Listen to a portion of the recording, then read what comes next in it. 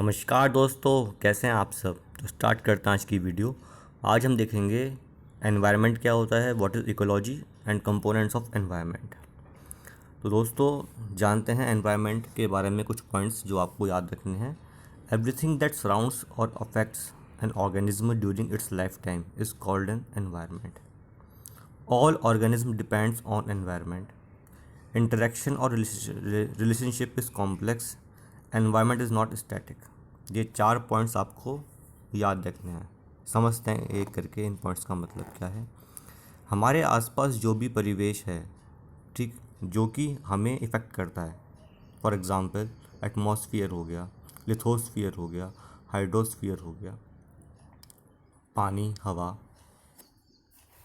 धरती, ठीक, ये सभी एनवायरनमेंट में आते हैं। इसके अलावा प्लांट्स, एनिमल्स जिनसे हमें कुछ मिलता है, हमारे लिए हेल्पफुल हैं, वो भी एनवायरनमेंट के अंदर ही आते हैं। ठीक, तो जितने भी ऑर्गेनिज्म हैं इस अर्थ पर, वो सभी डिपेंड करते हैं एनवायरनमेंट के ऊपर। चाहे वो प्लांट्स हैं, चाहे वो एनिमल्स हैं। 5 टाइप के 5 किंगडम में डिफाइन किया गया है, जैसा कि आप जानते हो, प्लांटी, एनिमलिया, रेप्टाइल्स, इस टाइप से। तो सभी के सभी ऑर्गेनिज्म जो होते हैं वो डिपेंड करते हैं किस पर, एनवायरनमेंट पे डिपेंड करते हैं। जो ये इंटरेक्शन है between environment and living organism, ये बहुत ही कॉम्प्लेक्स है। ऐसा नहीं कि हम जल्दी समझ जाएं कि ये एनवायरनमेंट से कैसा रिलेशन है हमारा, किस तरीके से इंटरेक्शन हमारा होता है। बहुत सारी chemical reactions, physical factors act करते हैं इस संबंध के बीच में, इस इंटरेक्शन के बीच में। ठीक है, तो ये जो है रिलेशन, ये कोई सिंपल नहीं है। It is a complex interaction and relationship between environment and organism, living organism. इसके अलावा जो एनवायरनमेंट है वो फिक्स नहीं रहता, वो चेंज होता रहता है। It is not static. जैसा कि आप भी जानते हो भाई, जब 40,000 साल पहले जो भी था एनवायरनमेंट भाई, वो डिफरेंट था। आज जो है डिफरेंट है। पहले आइस एज आया, ठीक है, फिर दूसरा एज आया। इस समय जो है कोई और एज चल रहा है। फिर ग्लोबल वार्मिंग की वजह से जो भी डिस्टर्बेंस होगा, फिर दूसरा कोई और नया एज आएगा। जो प्रीवियस ऑर्गेनिज्म है वो तो मर जाएंगे, फिर नए पैदा होंगे। ठीक, पहले डायनासोर्स थे तो उस टाइम पे कुछ अलग परिवेश था, कुछ अलग एनवायरनमेंट था। अब वो ख़त्म हो गए तो कुछ और एनवायरनमेंट ख़त्म हो गए, तो उसके बाद कुछ और एनवायरनमेंट आया कि उसमें डिफरेंट टाइप के दूसरे स्पीशीज़ पैदा हुए। ठीक है, तो इस टाइप से जो है, जो एनवायरनमेंट है वो कोई फिक्स नहीं रहता, वो अपना जो है नेचर चेंज करता है। लेकिन ये जो पीरियड है चेंज करने का, ये बहुत लंबा होता है। ठीक है दोस्तों, चलिए नेक्स्ट टॉपिक इज़ इकोलॉजी।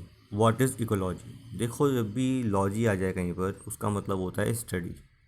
और इको मतलब कि जो है हमारे आसपास का नेचर।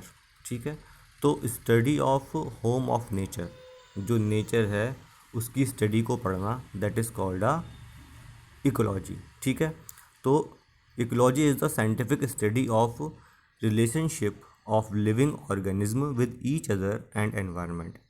जो इस पृथ्वी पर जो लिविंग ऑर्गेनिज्म रह रहे हैं उनके बीच में किस टाइप का इंटरेक्शन है, किस टाइप का उनके बीच में रिलेशनशिप है, और उन ऑर्गेनिज्म का एनवायरनमेंट से कैसा रिलेशन है, इस सब की स्टडी जो है कहलाती है इकोलॉजी। ठीक है दोस्तों, फॉर एग्ज़ाम्पल भाई, प्लांट्स और एनिमल्स के बीच में क्या रिलेशन है, प्लांट्स के बीच में क्या रिलेशन है। हम डिपेंड करते हैं प्लांट्स के ऊपर, एनिमल्स के ऊपर अपने फूड के लिए। ठीक है, सिमिलरली जब हम मर जाते हैं तो हमारे ऊपर जो सेप्रोफिट्स हैं, जो डेड ऑर्गेनिज्म हैं, वो डिपेंड करते हैं।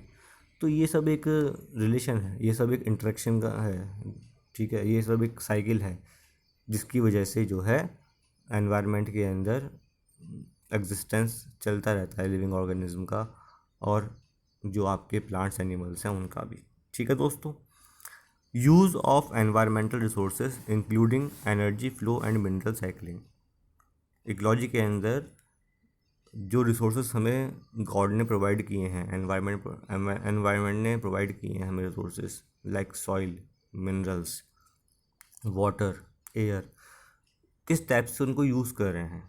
ठीक है, किस तरीके से एनर्जी का फ्लो हो रहा है from one trophic level to other trophic level. किस तरीके से मिनरल्स का रिसाइकिल हो रहा है कि हम मिनरल्स कंज्यूम किया गया, फिर उसको दोबारा रिलीज़ किया गया एनवायरनमेंट के अंदर, फिर कंज्यूम किया, फिर रिलीज़ किया एनवायरनमेंट में। तो ये सब चीज़ें भी इकोलॉजी के अंदर ही आती है, इस सब की स्टडी भी इकोलॉजी ही कहलाती है। ठीक है दोस्तों, चलिए नेक्स्ट टॉपिक देखते हैं।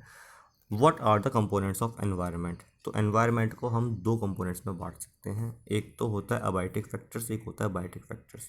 अबायोटिक फैक्टर्स वो होते हैं जो कि नॉन लिविंग होते हैं, नॉन लिविंग फैक्टर्स होते हैं। For example energy, radiation, temperature, water, soil.